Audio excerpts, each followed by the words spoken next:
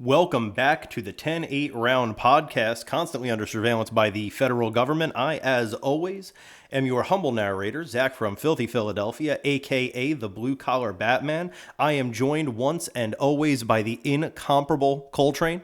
It's a pleasure to be here, as always, coming at you from the illimitable skies of Philadelphia. Very exciting, potentially, card here. I'm very excited to talk about it, but I think we have a little bit of local news, right? You came in on this intro hot. Hot! This is 50 cows. We took what, 2 weeks off? Yeah. And you were ready 2 weeks ago. Yeah. You've just been holding that. For sure. I love it. We do have a little bit of local fight news. Friend of the podcast, personal friend of ours, oftentimes training partner, Gianna Killer G Vedino is headed to California this weekend to fight on the Santa Monica Pier. That's right. I don't know all of the details about this fight. I assume because it's Gianna, it is a title fight. I believe that's correct. I think it might be another title unifier like her last fight. Mm-hmm. And because it's Gianna Vedino, I assume she's ready to go in there and beat much ass. Hey, it's always happened before, so. It has literally always happened. I believe she's 19-0 at this time. She is 19-0, and I have had the fortune of being at her last two fights to see what 19-0 looks like in action. Yeah. You can believe the hype of 19-0. She is that good at Muay Thai. So very excited for that, and just a cool place to fight, right? On the Santa Monica Pier. I think California has for a long time. West Coast Muay Thai has had a better culture than East Coast Muay Thai, maybe, just for things like that. Like, we get some cool fights in New York, and not to knock any of the promotions out here, but I think it's just a little bit deeper out there. And so you'll see things like fights happening on the Santa Monica Pier. So excited for G to get out there on the West Coast and hopefully come back with yet more hardware. And remember, it never rains in Southern California, so. That's what they say. That's what they say. It's always sunny in Philadelphia, though. Shall we start in the customary way? Hell yeah. Let's do that. And a little cheers to no electrical fires and a good episode. There it is. Rest in peach. Rest in peach, indeed. Rest in peach in my thirst, because that is delicious. Murdered, deaded. Deaded. Thirst deaded, as always. Well, you alluded to it in your anticipated introduction, but I believe there are fights this weekend. There are fights this weekend. And boy, what a card this is for those who follow the fight game closely. This is not for the casuals. This is not for the casuals. This is for the deeply embedded right here. So we're in Paris, France. Paris. We are at the Accor Arena. Mm-hmm. Fights ici, in the parlance of French. Oui, oui. Oui, oui. No, I just went. Thank you. Main event, Renato Money Moicano Carino taking on Benoit Saint-Denis. Yeah, lightweight division. Look, I'll lay it out here. First of all, we'll start with the bookies. The bookies say that Benoit Saint-Denis has it. Let me just start there. Go on. I'm going to wait. Let me just start there. You're doing your thing. Let's go over Saint-Denis' game with the vicious striking, setting the pace, and just what I've got written right here is a different level of aggression at all points of the game. Sure. Then we got Moicano coming in, submission artist with some very high-level grappling. Dare I say elite grappling. Less confident on the feet. Jalen Turner was a tenuous situation at best. If you go back and watch that tape, he got Jalen Turner to the ground and turned the tides, but on the feet it was looking a little shaky. Well, but he is on a 3-fight win streak. He's on a 3-fight win streak, but if we can put a pin right there for just a second, if I am not mistaken, Money Moicano would have lost that fight had Jalen Turner in the first round followed it to the ground. That's right. He had Money Moicano seated. Yeah. He had him injured. And I think likely Jalen the Spider Turner could have finished that fight, knowing what he can do with his heavy hands. So, yeah. I tend to side with Vegas on this one. I'm with them as well. I think Benoit Saint-Denis gets it done, and I think, personally, that it'll be a KO. Interesting. I think Benoit Saint-Denis has something to prove, and I also think that he's going to come in with the cinder blocks in the gloves. So Benoit Saint-Denis, or if you were an MMA fan, Benoit Saint-Denis, yeah. obviously has undeniable power in his hands, obviously undeniable skills.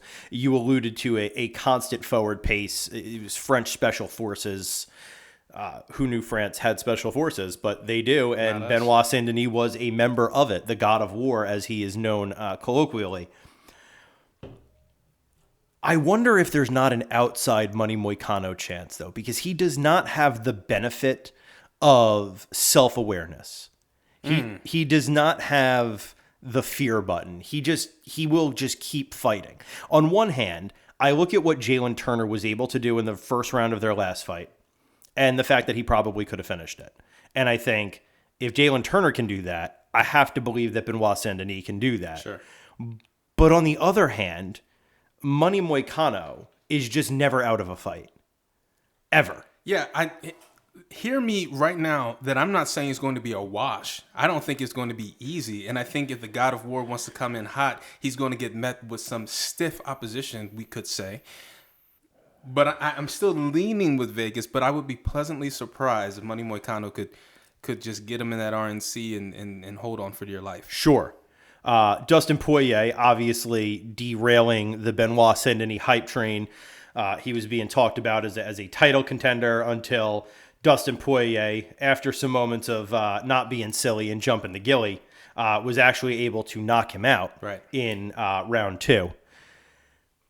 I don't know.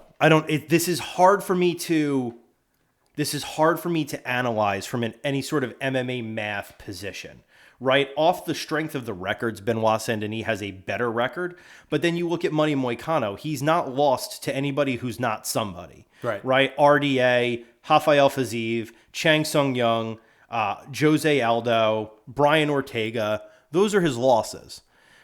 So the question is Benoit Saint-Denis as good or better than any of Renato Carino's losses? I don't know. And is Renato Carino able to strike with the same ferocity that fan favorite Dustin the Diamond Poirier is able to? I don't know. I'm interested to see this one. I'm siding with Saint-Denis only because of the Jalen Turner fight. Exactly. And that's where I'm coming at it too. I would love to see Moicano pull something out. And then also always remember that there's always the chance of the Aspinall mistake or the injury. Sure. Where you get that little tweak in your knee, you get that rupture, you get something going, or you just get starched by accident by getting clipped by the side of a glove, and all of a sudden someone's on top of you and you're getting choked out. Sure. Which is what Moicano is going to look for, by the way. Absolutely. He's going to look for any moment for a submission that he can find. Yeah. I'm interested to see that one. It's going to be fun. I think it's going to answer some questions. Obviously, one loss does not determine a fighter's trajectory. Benoit Saint-Denis is a problem. Right, and losing to Dustin Poirier that's about as we respect that. It's about as respectable a loss as you can have on your record as losing to the Diamond, right? So, and in this house, we root for the Diamond. We do. So, I'm interested to see that one. You want to talk main event? You want to get into Nasruddin Imavov taking on Brendan Allen? Middleweight division. Gotta come out hot with the Vegas take first with this because I'm a little opposed to what Vegas is saying here. Vegas has it for Imavov by a respectable margin, and I disagree. Let's go over. First of all, I'm going to make the point that both have lost to Sean Strickland. Okay, so I'm going to call that an equalizer in my mind. Okay. Imavov only has 2 losses in the UFC, Strickland and Hawes. He's a striker, likes to set the pace, and he's definitely an up-and-comer in the division, we could say. And then we've got Allen, a submission artist through and through, much better BJJ, won his last 7 fights in the UFC, 5 by submission. Mm-hmm. Dangerous on the ground. Less than dominant performance against Chris Curtis, but he could pull off a win by capitalizing on a mistake by Imavov. And here's why I say this. Imavov makes mistakes. Okay, let me hear it. So the mistakes that I'm mostly thinking about are when you've got that high pace and you're that up-and-comer in the division, you're coming in hot and you can slip, you can overreach. And I feel like we've been seeing that a lot lately. When we got these matchups between folks that we obviously see some sort of difference in terms of age or in terms of experience, and we got somebody who's a bit hot to trot, as they say, we often see a little bit of a mistake that the older gentleman can then come in and capitalize on, okay? I think we're going to see that, and I don't think that Imamov's striking is so dominant that Brendan Allen can't make something happen that takes it to the ground. And so because of that, once we get to the ground, there's only one man's name I've got, which is Brendan Allen. And so I'm going to go with Brendan Allen on this one. I like that call. Number one, I like Brendan Allen as a person. I've met Brendan Allen. He's a super cool dude. Shout out Brendan Allen. Met him in Utah some years back. But looking again at strength of schedule, and look, he has a win over Smile and Sam Alvey, so let's not dive too deep into the pool, but he has a win over Kevin Holland.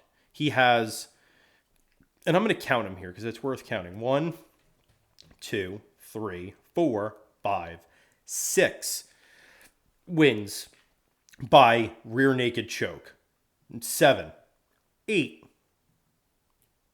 9, 10, 11, in his entire career, 13 wins by rear naked choke. So of his 24 career wins, 13 of them were by rear naked choke. Yeah. So this is a guy, and one of them is over Paul Craig, who is arguably the most one-dimensional fighter on the UFC roster, but that one dimension has kept him in the UFC for a long time. And that one dimension is submission grappling. That's right. And he was able to submit Paul Craig. So I like being all in on Brendan Allen. All in. Put all the chips on there. All in on all in. I like that Make you call. some I money. really do. And I think that I don't think he's a slouch on the feet. I don't think that Imavov is going to come in there and run over him on the feet.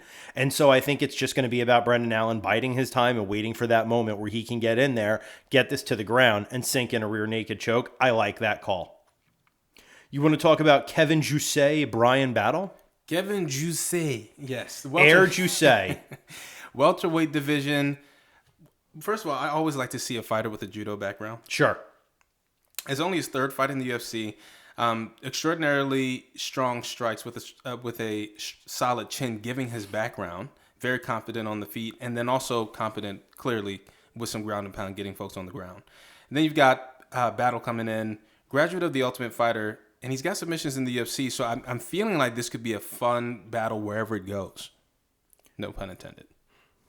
Yeah, North Carolina's own Brian Battle, not just a graduate of, but a champion of the Ultimate Fighter, defeating Trayshawn Gore about 2 years ago. Mm-hmm. And then right on the heels of defeating Trayshawn, I think it was 2-3 months later, flatlined Takashi Soto with a head kick. Brian is no joke on the feet. He also knocked out Gabriel Green. He does have the submission over AJ Fletcher. He's got some time under tension now in the UFC, and I'm inclined to lean Battle here. I'm with you on that. But that being said, Kevin Jousset, you got to watch those judo guys. For sure. You got to watch them. They're sneaky. They're a crafty bunch. Some may say squirrely. I would call them a touch squirrely. They're not the squirreliest I've seen, no, but they've got a touch of the squirrel in them. And I think that's going to be a good fight. I think it'll be a good answer, too, because I think while he's new to the UFC, Kevin Jousset is, I think, very good. I think his judo is good. Mm-hmm. And I've been kind of curious to find out now for a while, like, how good is Brian Battle? Obviously, winning the Ultimate Fighter, nothing to sneeze at. An achievement. And it's an achievement, right? The head kick over Takashi Soto, that's an achievement. But I feel like he's kind of been stuck in neutral now for the last 2 years. He dropped his next fight 1-2 after, and then has a no contest from an eye poke. I haven't really been able to assess, since winning the Ultimate Fighter, how good is Brian Battle. And I think this may give us a little bit more clarity, because I think Kevin Jousset is coming in with a really well-rounded skill set, a skill set that can be really detrimental to a striker like Battle. Right. So if he gets through Kevin, I think that's an answer of like, okay, he's a level beyond maybe what we thought previously. So I'm excited to see that. It will be good to see for sure. I agree. You want to talk about Fares Zayam taking on Matt the Steamroller Frivola? Yes. Lightweight division, when I was compiling my notes, the odds were even. And I've got some updated odds here leaning towards Mr. Zayam. Am I saying that right? I believe so. We'll say. It's as right as I've heard it pronounced. Right. So we'll go with Zayam. When I was thinking through my analysis of this, I went with Frivola. Number one, because I like him. But number two, because when I look at the tape, I see some things here. Zayam comes in from that kickboxing background, primarily a decision fighter, and struggles against submissions. But he may have had some time to improve his grappling game, we'll say. Frevola lost against Benoit Saint-Denis, just a point, but he is still a high-level striker. And he has demonstrated success against longer, lankier guys. So I think that Matt Frevola can get it done. This is just what I think. This is just one of those days where we're just going to agree with each other, I guess. I like it. I, too, am siding with the steamroller Matt Frevola. I think the math checks out here. So he has, I think, 3 knockout losses. Marco Polo Reyes going all the way back 6 years. But in that time, he has a knockout loss to Benoit Saint-Denis and Terrence McKinney. T-Rex Terrence McKinney. The McKinney one is a little sus, but the Benoit Saint-Denis one is nothing to sneeze at. But in the interim there, and a UD loss to Armand Sarukian, again, nothing to sneeze at there, Right. has a win over Jalen Turner, has a win over Drew Dober. As far as stand-up goes, those are 2 of the dog-fightiest dog fighters, I think, in the UFC. Jalen Turner, and 2 very different styles, right? Like Drew Dober, a wrestler with heavy hands, constant forward pace, real hard to kill. Frevola stopped him at 4:08 in the first round, TKO'd him. And that's hard to do. It is hard to TKO Drew Dober. Jalen Turner, very long, very rangy fighter. He won a unanimous decision over him. So I think this is Frevola's fight to lose. I agree. Nothing against Fares Zayem, a.k.a. the Smile Killer. That's quite the sobriquet. It's kind of a cool nickname. I like it. And looking at, I think, the Smile Killer's record, other than a submission loss to Terrence McKinney, which I believe before he moved south, Frevola was at Serra-Longo on Long Island. Shout out to Long Island. I think he's going to be a hard guy to submit. And more likely than not has some good submissions. I can't imagine anybody who's ever come out of Serra-Longo, even if you are a striker, that doesn't really have good submissions. Obviously, Merab Dvalishvili and Aljamain Sterling setting the standard. Right. But Matt the Terra Serra being a submission fighter from way back in the day, you're going to have some skills on the ground. That's just something that camp is always going to emphasize. I don't see anything other than that on here that tells me that this guy is a problem for Frevola, right? Claudio Puellas, Jai Herbert, Michael Figlak, Luigi Vendramini, which was a majority decision, right? Luigi Vendramini is the guy that I believe Paddy Pimblett made his UFC debut against. Yeah. So, majority decision there. And a win over Jamie Malarkey, which at this point is no disrespect to Jamie Malarkey, but at this point it's starting to look like a free space on bingo. That Luigi, I don't see anything here that tells me this guy is going to be a problem for Matt Frevola. So I like the steamroller here. Yeah. Let's talk about Ludovic Klein taking on Roosevelt Roberts. I think this is the last one that's probably worth doing a deep dive on this one for the card. Yeah. So we got this great fight in the lightweight division. I'll start out with just a quick analysis of Klein here. Dominant boxer. Yes. When you watch Klein, you can see the words hit and don't get hit. Yeah. This is all I think about. Hit, don't get hit.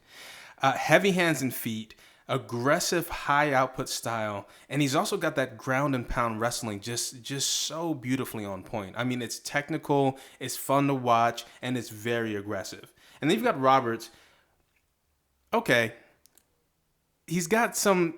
His record is a little bit more dubious in terms of the mismatches that he's gotten with little notice, and his potential never really came to fruition. Like when he came into the scene, people were a little bit excited, and then he just kind of didn't do what everyone thought he was going to do. And I think when you've got somebody who's as dominant in my mind as Klein, the bookies agree with me that Klein is going to take this one. I agree. Yeah. I remember, maybe 5 years ago now when Roosevelt Roberts showed up in the UFC. He was kind of highly touted. He's a Contender Series alum from like one of the, I think season 2 of the Contender Series, one of the original Contender Series alums. Comes in, then goes on a 2-fight win streak over Thomas Gifford and Daryl Horcher. Loses to Vince from Hell Pichel. Beats Alexander Yakovlev, beats Brock Weaver, loses to Jim Miller. I agree with you. I think he's somebody who's never quite gotten out of first gear, right? Even in his last 4, he's 2-2 with a loss to Ignacio Bahamondes and Mateus Rebecki. Right. And then wins over Alexandre Almeida, Darren Smith Jr. Doesn't tell me too much. And Ludovic Klein, I don't think is somebody to be trifled with. Not at all. He is a tough dude. He's got a great strength of schedule. He's got some really high wins in the UFC. I think this is Ludovic Klein's night. I'm kind of surprised, to tell you the truth, to see Roosevelt Roberts still kind of hanging around the UFC. You know, when I was doing my research, some folks thought that he may hang it up after this fight. And you know what? Hey. Yeah, nothing to knock it. I mean, dude, you made it to the UFC. Like, that is what it is. Nothing to knock it there. On your shield or with it. That's it. On your shield or with it. And I think this may be an on his shield kind of a night, which, you know, again. That's a way to go. It's a way to go. I don't know that the UFC will be any better or worse if Roosevelt Roberts does hang him up here. Ludovic Klein, I think, is just a better fighter. I think he gets it done. Also maybe worth taking a look at, and we don't have to go too deep into it, but Ivan Erslan taking on Ion Cutelaba. Yeah. Yeah. First of all, let's start out light heavyweight division. Yeah. Cutelaba, dubious, we'll say, record in the UFC, and on the decline in terms of fight record. If we look at the tail of the tape, one is not encouraged by his fights as of late. No. However, Erslan, it is his UFC debut, from what I could see. Is that right? I believe that is correct. I believe this is Erslan's debut. Yeah. Let me double. Yes, it is. But before that, he's got a spotty record just in terms of what's going on by the numbers. But of course, it is a UFC debut. Something could have happened in terms of, you know, an increase in skill. We don't know. And he's got a UFC contract, so clearly something's going to happen. Right. But this could be a sort of test run for Erslan. I've got Erslan here. This is what I've got. And let me take a look at the numbers here, because when I looked at it, they were double negatives, which meant they didn't even want to call this. Sure. And I still see it here. They still don't want to call it. I don't want to call it either. I don't know enough about Ivan Erslan at all. Yeah. I really don't know much about him. And I know far too much about Ion Cutelaba to call it for him. Right? In his last 5 fights, he's 1-4, with his only win coming over Tanner Boser last year. You spread that out a little bit, it doesn't get better. He beat Devin Clark 3 years ago, and then you got to go back 5 years for his other win, and that is over. I mean, it's over Khalil Roundtree. Right. Who is coming back to fight Pereira, but sure, right? Like this is the weird part about being a fucking MMA fan, because I honestly think Ion Cutelaba might get starched by this unknown Croatian with a spotty record. Meanwhile, 5 years ago, he beat Khalil Roundtree. So I don't really quite know what to make of that from an MMA math standpoint. But I do know he's got 2 losses to Magomed Ankalaev, a draw with Justin Jacoby, a loss to Ryan Spann, Johnny Walker, Kennedy Njoku, and Felipe Lenz. Yeah. So I would lay off this one. If you're a rambling, gambling man, I'd lay off this one, because unless you know something about Ivan Erslan that we really don't, I don't know what to make of this. Just fight. leave it be. Leave it be. This is obviously a very French-heavy card, being that they're in Paris. This seems to be another foray into the French market, which seems to be going well for the UFC because they keep going back. Mm-hmm. Not surprising. The French have always been, I think, a home or a bastion for the combat sports. France they've turned out a lot of skilled judo players, including Teddy Raniere, my favorite judo player of all time. Yeah. Second favorite. But they, obviously, last turn of the century, they were a big haven for boxing matches. And so they have always been of the pugilistic mindset. Mm-hmm. So it seems like it was just a matter of time before MMA kind of got the bug over there in Paris.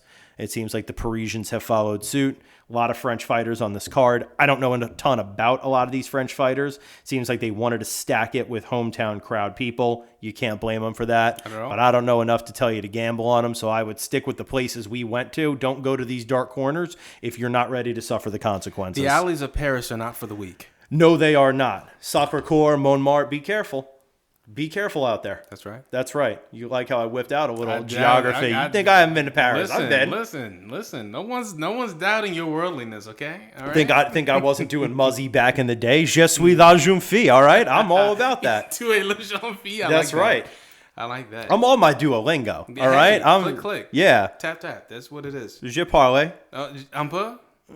Okay. Anything else before we take a quick breather and get into beginner's luck? I think that's the way in. Let's take a breather. Welcome back to the 10-8 round podcast. We are going to jump right in with a segment you've all come to know and maybe even come to love. Beginner's luck. Coltrane, are you ready? Let's take it away. Starting right at the top. That's right. Renato Carino. Listen, Benoit Saint-Denis. Yeah. Sorry, I was trying to build suspense. The suspense is killing me. Your excitement is too high for me to build suspense today. I'm coming in with high energy after my little vacation. Okay? You are. You're high octane. There's something in the water down there in Texas. And listen, it was liquid death. That's what it was. Yep. Yeah, you're ready to go. So I'm not going to up. build any more suspense. Renato Carino, Benoit Saint-Denis. Make your pick. All right, I'm going with Benoit Saint-Denis. The bookies are with me at negative 290 with Moicano coming in at plus 235. Next. Nasruddin Imavov. Yeah, Imavov. I always say that wrong. Brendan Allen. Okay, the Vegas says negative 210 in favor of Imavov, and plus 175 for Brendan Allen. I heavily disagree, and I think Brendan Allen's going to take it. First dog play. First dog play. Strong dog, by the way. William Gomez taking on Jonderson Brito. Yeah, we'll go with that. Gomez coming. Oh, Gomi. Gomi, right. Plus 245 as the underdog, with Brito coming in at negative 310, and I'm going with Brito. I think that's fair. Yeah. I do. I like Brito there. Kevin Jousset. Yeah. Brian Battle. Yeah, Jousset coming in at plus 145 as the underdog, with Battle coming in as the favorite at negative 175, and I will agree with the numbers and go with Battle. Morgan Charrier. Charrier, thank you. And an excellent pronunciation. Merci. Taking on Gabriel Miranda. Yeah, Charrier coming in at negative 850 as the heavy favorite to a plus 500 for Miranda. And I agree with the numbers. Charrier takes it. Clearly, they intend for Morgan to win this fight. For sure. It's not even, I don't even see what they're doing here. No. Faraz Zayam taking on Matt Frivola. Yeah, Zayam coming in as the favorite here at negative 130 with Frivola coming in at plus 110. But as you all know, we are with the steamroller. We are with the steamroller. So second dog play of the card. That's right. Ion Kutilaba taking on Ivan Urslan. We've got double negatives here. The bookies don't want to call it, and we're going with Urslan. Yeah, we'll call that a pick'em, I guess. Yeah. I don't know how to really call that, so we'll call it a pick'em. Umar Sai taking on Da Woon Young. Yeah, this is another one that they're definitely setting up in favor of France. The odds are negative 725 for Sai and plus 450 for Young or Jung, and I'm going with Sai. Yeah, it's hard to bet against a favorite that heavy. Yeah. Clearly, that's just in there for a reason. And also, Sai's just got the dominant game here. Sure. Ludovic Klein taking on Roosevelt Roberts. Now, get this. Klein is coming in as the heavy favorite at negative 1,000, with Roberts coming in at plus 600. Yeah. It would be remarkably irresponsible for me to not go with the numbers here, so I'm going with Klein. We're always going to keep it fair. Yeah. We're always going to shoot you straight. Taylor Lapilou. Okay. Vince Morales. I like the Lapilou. I think that's how you say it. I would think, right? I believe, is he French? That's what my notes say. Yeah. Right. I think he is French, so you drop the S. I'm with you on that. I believe it is Lapilou. Lapilou coming in as the favorite at negative 390, with Morales coming in at plus 290, and I am going with Lapilou. Mm-hmm. You think it's a French night all around? I think so. And you know what? I have special love for the French. Those of you who don't know, I'm half Islander, and that island is half French, half Dutch. Sure. Which means I get to root for two great countries for mixed martial arts. So I will, on occasion, go with my French roots. But now you do hail from the Dutch part of the island. Yes. However, I speak French fluently. So do you speak Dutch? I do not. I'm a traitor. In fairness, neither do the Dutch. They all speak English. That's right. And who could blame them? Because Dutch is an unserious language, and English is just a little bit easier to get around the Netherlands with. Exactly. That being said, yeah, I see that island heritage probably makes it fun for MMA. Yeah. Great for the World Cup. For sure. Yeah. And Yeah. you'll get some Netherlands players from St. Martin. For sure. Yeah. For So sure. there's a Come lot on. there. Shout us out. Shout us out. I'm with it, right? You get them from Aruba as well. Hey. And I am a bit Dutch. So you know what I always say, if you ain't Dutch, you ain't much. Talk about it. Eileen Perez Yeah. taking on, oh boy. Yeah, please dig into this. I'm going to give it my best. Please dig into this. Daria Okay. Zelenziakova. I think that's close enough. I've got it Zheleznyakova. Zheleznyakova. I think that Yes. actually, yeah, now that I phonetically break that down, and what language would that be? That seems to be Russian. It has to be. It would appear. It would have to be. Only to me. Russian. Only Russian. Unserious. Perez is coming in as the favorite at negative 235, with Zheleznyakova coming in as the underdog at plus 190. I want to just quickly note that Perez has a noted kung fu background. Okay. Okay. That's just awesome.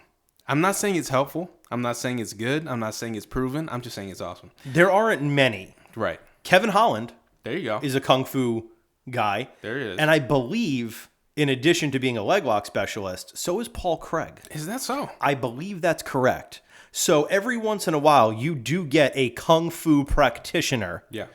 in the octagon. Well, I agree with Vegas and the way of the open fist, and I'm going with Perez. In the immortal words of my favorite kung fu practitioners, the Wu-Tang Clan. That's right. You said tiger style.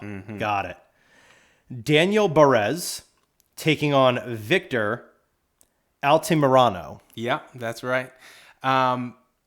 Perez coming in as the underdog at plus 105, with Altamirano coming in as the favorite at negative 125. And I agree with the numbers on this. Altamirano's got it. He's an awkward fighter, and he's got sort of a Duplessian thing going on. Let's coin that now, Duplessian. Duplessian, of or relating to fighting ugly but winning. Yes. Duplessian. But he's got that high pace. He's got lots of scrambles. And he's showing a bit of maturity in his fight style. So I think Altamirano can get it done. Okay, I like that. Jacqueline Cavalcante taking on Nora Cornole, or as my eyes initially wanted to pronounce it, Nora Cornhole. That's also where my mind went. But I believe it's Cornole coming in as the underdog at plus 175, with Cavalcanti as the favorite at negative 210. I'm going with Cavalcanti for the same reasons that I disagreed with her against Nunes. Because I've seen her take on Nunes and win with the judges, I'm starting to think that there may be a little bit of a, shall we say, bias happening when she's fighting. And so I'm going to go with Cavalcanti. Also, Cornell doesn't quite have as rounded a game as Cavalcanti, which is saying something because Cavalcanti is just a kickboxer. No disrespect, but she's not taking you to the ground. Sure. But if something happens on the ground, Cornell has not shown us anything that makes me feel confident in her. Fair enough. There it is. Now, is a part of you hoping that Cavalcante gets starched? Absolutely, As because- retribution for Nunes? Because Nunes got robbed. She And did that's get the robbed. First robbery that I actually can say I saw that robbery happen, because I turned to you and I said, "Wow, Nunes really did what I said she was going to do. She really won." And then they said Cavalcanti, and I was like, "Who paid them?" I believe that the moral arc of the universe is long, but it bends always towards justice. Come on, Dr. King. Perhaps justice will be wrought in Paris. And I would love to see that, honestly. So we can hope springs eternal. Bolaji Oki taking on, how do you think I did there? I think it was good because I would not have done any better. Bolaji Oki is it's the best guess you're getting out of me. Listen. Taking on Chris Duncan. Yeah. Oki is the favorite at negative 185. Duncan's the underdog at plus 155. Duncan's clearly got more experience in the UFC, but he's a little slow to start, and Oki's good for coming out blazing and starching somebody within the first round, which I think is what's going to happen. Interesting. Yeah. You start to see that I'm starting to actually get a little bit more sophisticated with my predictions here. I look forward to the day that we go to do beginner's luck and you say, actually, Zach, I've got a prop play parlay that I'd like to put on the table for our listeners. And I sit back and just enjoy it. Listen. And I think you're the man to do it. It's coming because soon. if I've said anything that you can trust on this show, it is that the quickest way for your favorite fighter to lose is for me to bet on them. Right? Not a gambling man, unfortunately. Right. I've hit the last 2 years, I think I've hit 2 parlays. Got you. They paid big when I hit. Yeah. But they weren't mine. I didn't cook them. I had to steal them from a friend of the pod, Tim Green. Yeah. Look for our logo on Tim Green's upcoming fight shirt. There it is. That's worthwhile news. For sure. The 10-8 round podcast will be traveling with Tim to Vienna on the back of his T-shirt. We will be wearing those T-shirts proudly. Yes. I don't want to give anything away yet, but I did see the final design last night. That's awesome. It's pretty gas. Okay. It is what you would expect for Tim Green. It I think does honor to his fighting style, does honor to the city of Philadelphia, and I think everybody's going to want to get their hands on one of these shirts. Maybe we've been talking about having Tim and Gianna on. Maybe Tim will come with a way that you can get your hands on one of those shirts, because if you're listening out there, you're going to want you a Tim Green shirt. For sure. That's just a guarantee. That's the card. That's beginner's luck. That's what it is. Should we take a waffle break and come back for the face-off? Stroop waffle. Let's do a Stroop waffle. Yeah, keep another that. Dutch delicacy. There it is. There it is. I love it. All right. Welcome back to the final segment of the 10-8 round. This is where we cover the weird, wonderful, wild world of mixed martial arts and talk about some things going on inside and outside of the cage. Yeah.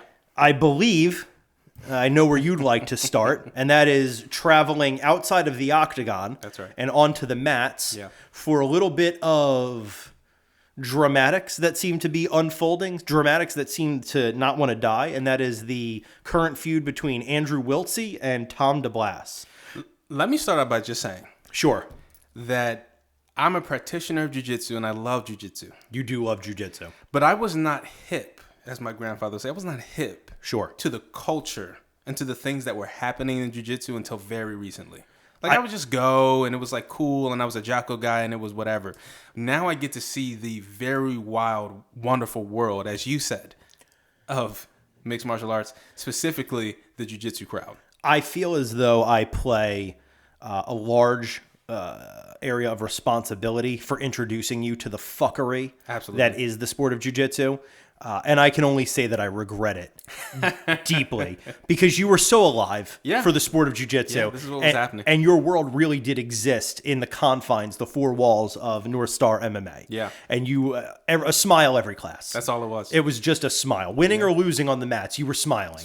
And now you've just been inundated with the fuckery that exists outside of North Star. Because so much. As far as the jiu-jitsu community goes, we'll shout out our home base. North Star is a wonderful jiu-jitsu community. A+, honestly. Dear friends. The more I learn about other gyms, the more I realize what a truly special place that particular gym is. I've been to a number of other gyms. Some of them good, some of them not so good. All of them liable to come under the influence of fuckery. North Star, I think if I could give, outside of his ability to teach the martial arts to adults and children, if I could give Jackson, the owner, any real credit, it would just be in the way that he curates the atmosphere. Oh, yeah. Because there's very little, not that fuckery doesn't happen. For sure. But there's very little of it. You know, there's a difference between fuckery and spice of life. And I would say we have some spice of life, and we are at the border from time to time of fuckery, and who isn't, honestly? Fuckery happens, right? Fuckery abounds, even. Fuckery, it does. I think that fuckery does abound. There's no other way to say it. But, you start to see what's going on at some other gyms. You start to look backwards as a retrospective of some of the things that have happened in the sport of jiu-jitsu. And you just feel very grateful that you can go and do it in a place that is, I don't want to say immune, but at least vaccinated against. And it's your choice if you train at North Star. So that's neither here nor there. We are under surveillance by the federal government. I think they're sending Fauci over to us right now. Oh, they're sending him with a big old hypodermic for us. We need to be they're coming to get us. Big vax. The fact that we haven't been raided yet means they're not reading our texts. Not yet. Yet. Not yet. Yet. Yeah, the NSA hasn't gotten to us yet. So we've set the stage that fuckery does abound. Indeed. That you have become better versed in the fuckery that abounds. Yes. can you give us, and I'll fill in as best as I can, Please but do. give us the background of the Andrew Wiltsey, Tom DeBlass current feud. Yes. So here's where I come into this. I'm on Instagram. I hadn't been on Instagram for a while. I came onto Instagram, and I follow some folks. One of those folks is Tom DeBlass. Sure.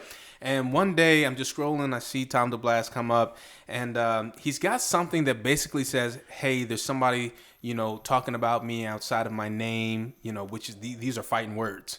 And I just give it to Jesus, which is Tom DeBlass, classic Jesus in jiu-jitsu. This is what he's doing. That's his thing. And then I go to the comments, because who doesn't verify with the comments? And there this individual is, and I click on this guy's handle, and it says Andrew Wiltsey, and I text you, and I'm like, hey, who's this guy? You fill me in quickly. I'm now up to speed. Can you fill the folks in as you filled me in into who Andrew Wiltsey is? Absolutely. So Andrew Wiltsey is a jiu-jitsu black belt. I'm going to go as far as to say a really talented jiu-jitsu black belt who came to prominence during a time when Flow Grappling, which is a streaming platform, Flow Sports, Flow Grappling is where you get a lot of your jiu-jitsu content. They did a reality show called Daisy Fresh Jiu-Jitsu. Yeah.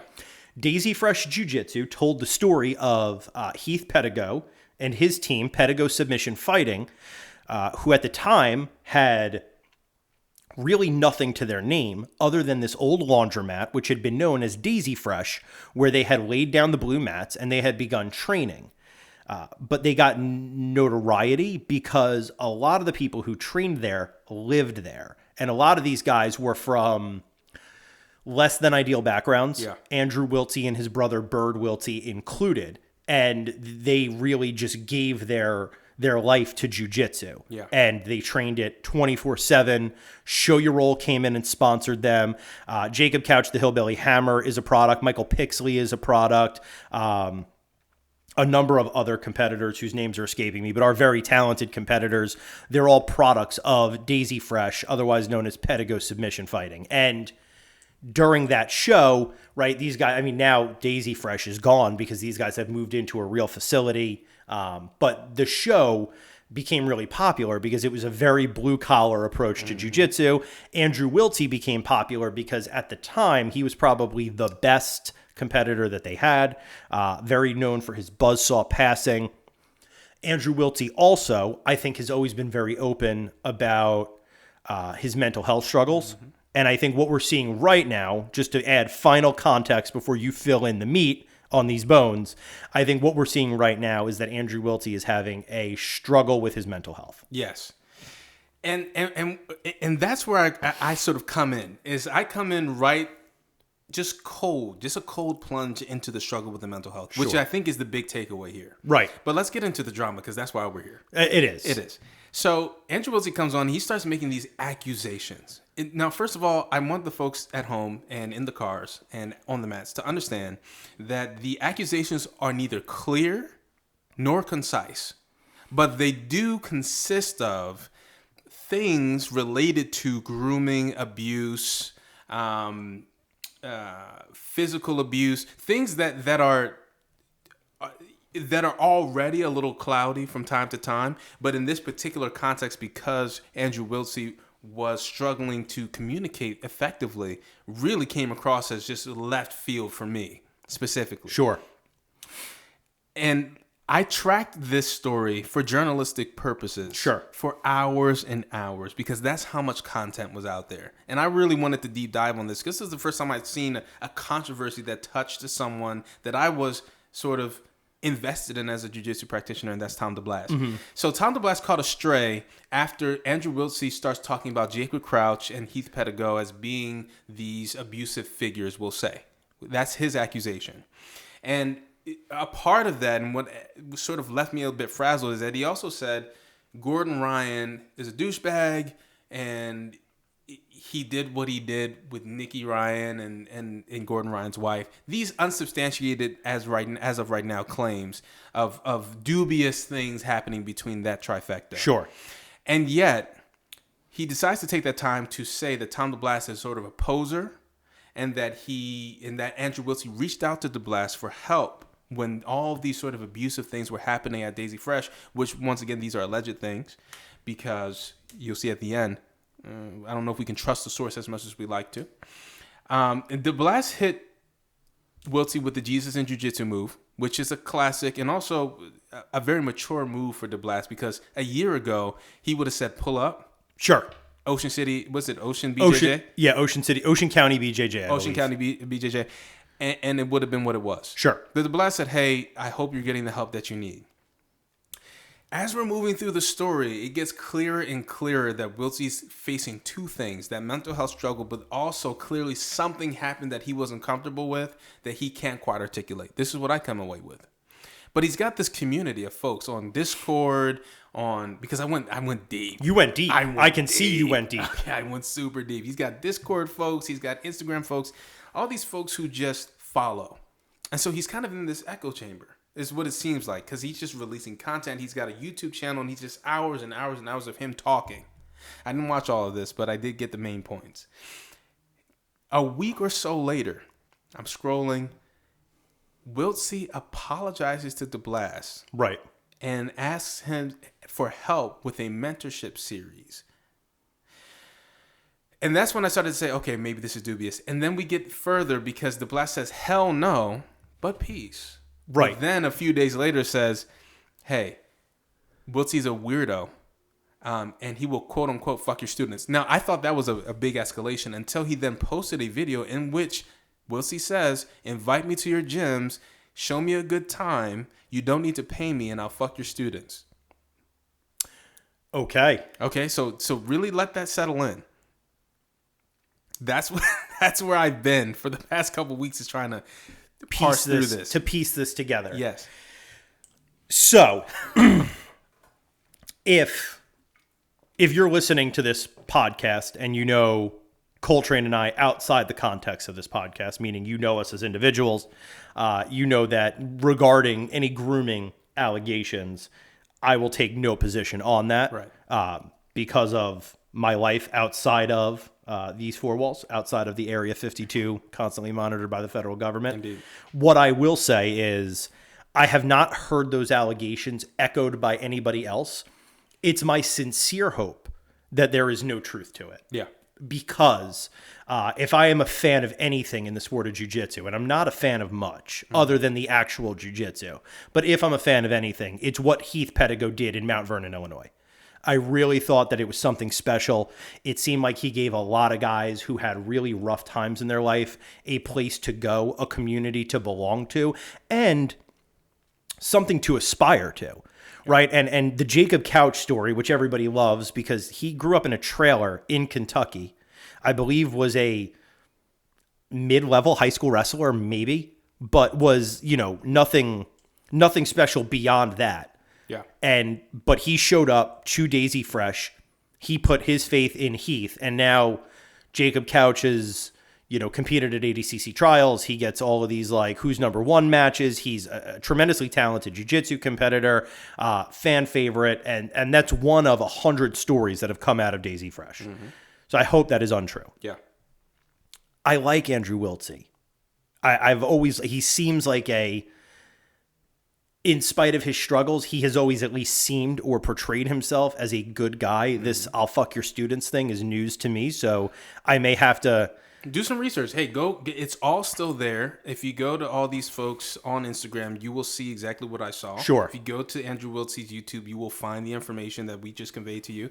But yeah, that's he says, and I think he says it a little tongue in cheek, but I don't appreciate the tongue in that particular cheek. Well, and there's a lot of meanings on that one. Yeah. Yeah, there's a lot of ways you could take that piece of little information. That was a mustard seed that grew on us. Yeah, I think that Andrew Wiltse's mental health, this is not the first time that he has had an issue with his mental health struggles. I know that every couple of years, his Instagram will just disappear. Yeah. Right. So I don't know about the veracity of the fuck your students line. I don't know how he meant it. I actually have not watched that video. Yeah. I started to watch some of the stuff he was posting back and forth with Gordon, and obviously Gordon Ryan just stoked the flames, right? Was posting I love when Andrew Wiltse has a mental health breakdown. This is great content. And Thanks, Gordon. Like that was that's so useful in this right. context. Super community oriented there, like super helpful. Way to take a spirit of volunteerism and really reach out to help somebody else who's a fellow jiu-jitsu competitor. I digress. That was exactly what we would have expected. Water seeking its own level. But I think without knowing an official diagnosis, it seems like Andrew Wiltse may suffer from either BPD or schizophrenia, something like that, which then makes kind of outlandish claims more likely if you've ever known somebody in your life who suffered from those things. I love Tom DeBlass. Yeah. I've actually... We're big fans of DeBlass. Big fans of DeBlass as a jiu-jitsu competitor. Sure. He won ADCC trials. He's been a mainstay in East Coast jiu-jitsu for a long time. I've actually communicated with Tom DeBlass. The first time was just because I posted on Instagram that he was doing the color commentary for one jiu-jitsu matches, and he just responded with like this really nice voice note, like, "Hey, brother, I really appreciate that support. Like, that means so much." And then I've also communicated back and forth with him a few times because I've wanted to get involved with helping him raise money for his charity, Buddies Over Bullies, which is where if you have a child who's being bullied, and you're local to Tom, he will invite that child to his school to train for free. If not, he's like kind of set up like a makeshift scholarship program wherein he can find a school near that child so that they can go train jiu-jitsu for free. He talks to the parents. Like, it's, I think, a really wonderful thing that he does. I don't co-sign everything Tom DeBlass says on the internet, obviously, but I think that at least his intentions seem pure. I think it's just a shame that this has all kind of unfolded in the way that it has. It seems like, you know, until something is substantiated, Pedigo's submission is catching strays from Andrew Wiltse, who I think is Heath Pedigo's first black belt. Yeah. I believe that is like Heath Pedigo's first black belt is Andrew Wiltse. Andrew Wiltse has at his peak been a top-notch jiu-jitsu competitor. His buzzsaw passing instructional is something that, like, I've been to like 3 or 4 jiu-jitsu gyms and like seen dudes working on buzzsaw passing. And it seemed like in spite of his struggles, he was a decent person who seemed interested in helping other people get better at jiu-jitsu. Yeah. This is all just a shame. It is. It is. And I think he's still that guy at the core. I think there are these other, dare I say, ancillary things that are happening that are just affecting his equilibrium. And I think that's what we saw.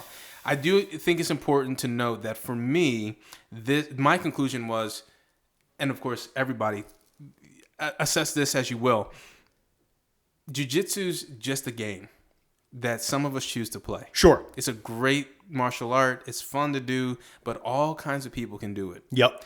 And the side effect of something that's for everyone is that it's for everyone. Yes. And you have to take the crookeds with the straights.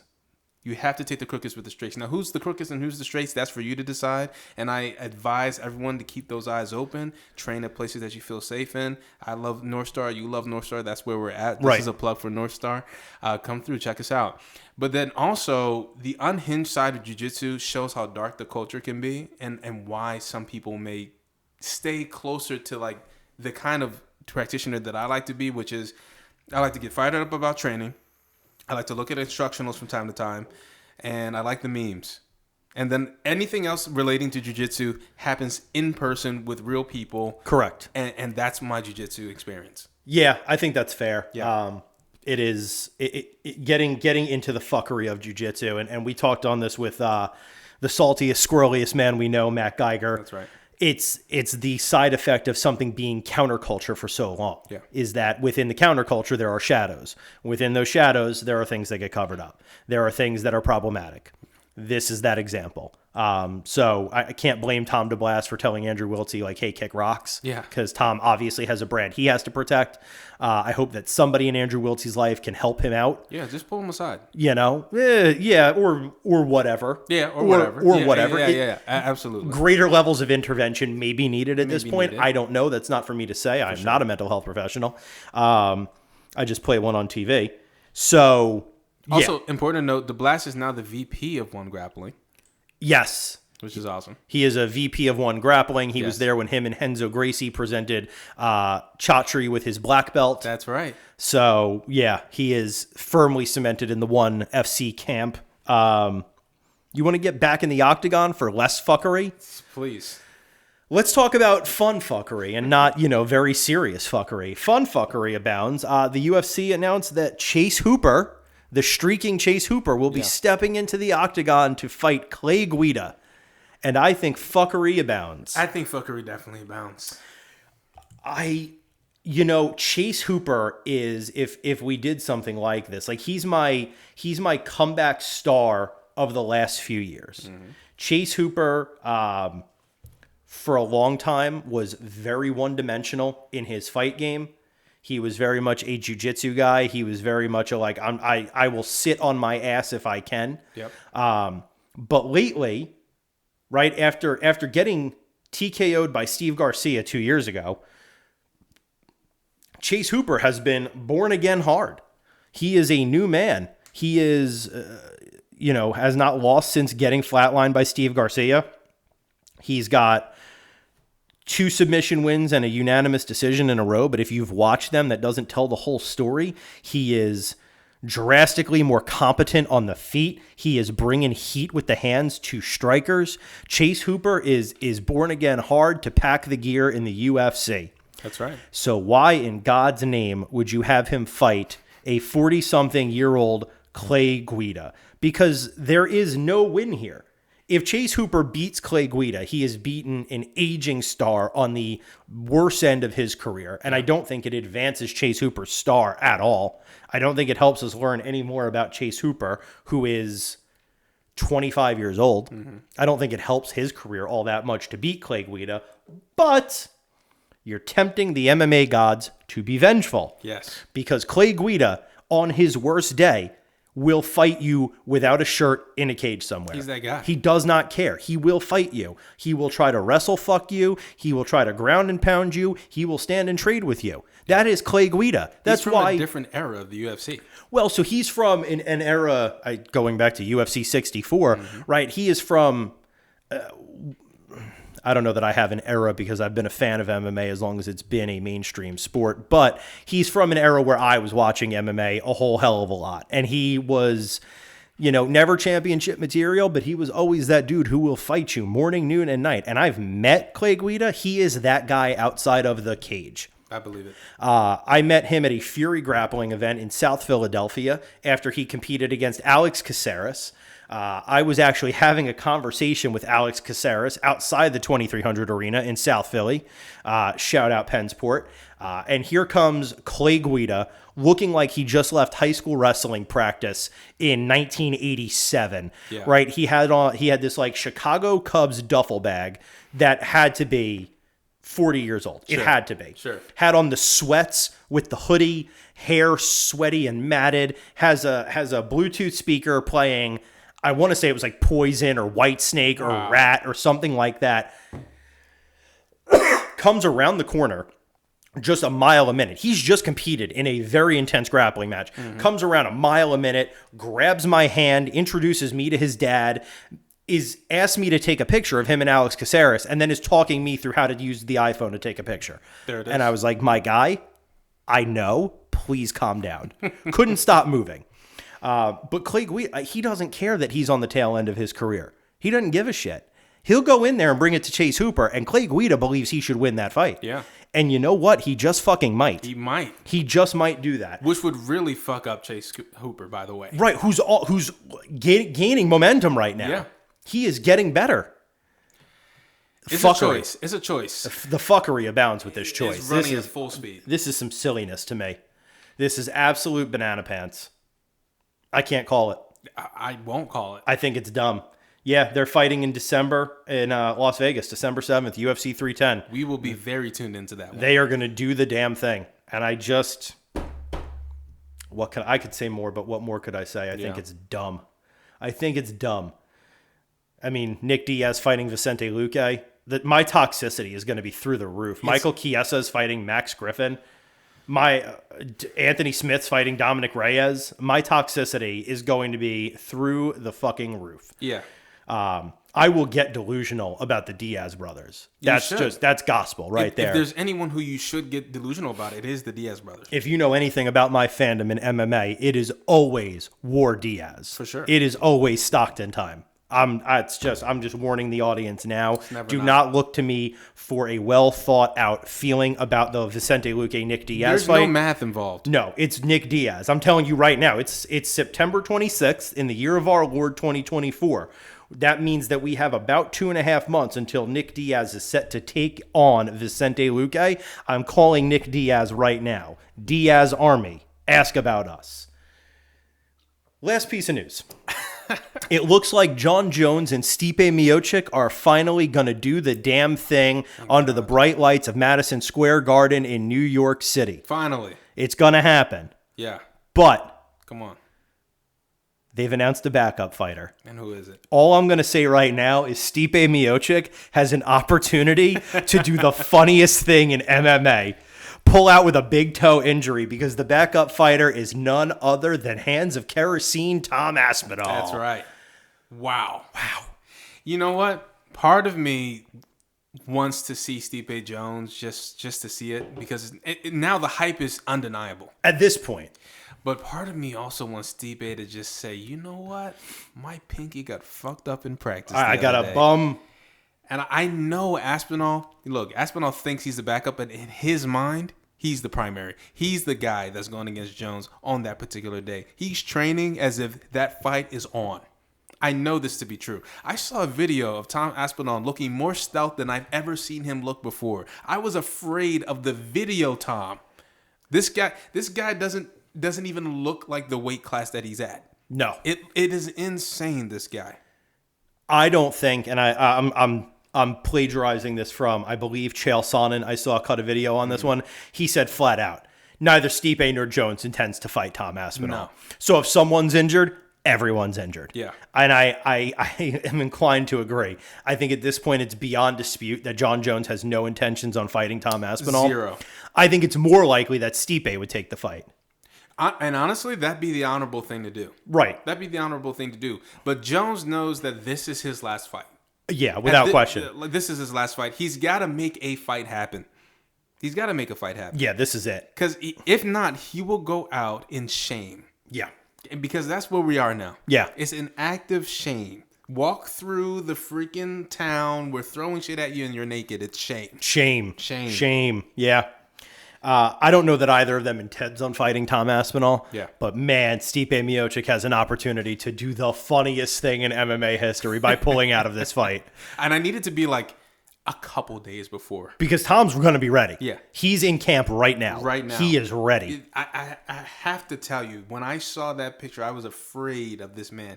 He was hitting these pads so hard, looking so stealth off of the fighting cycle right now. He's just like, hey, I'm the backup. But he looks so ready to fight.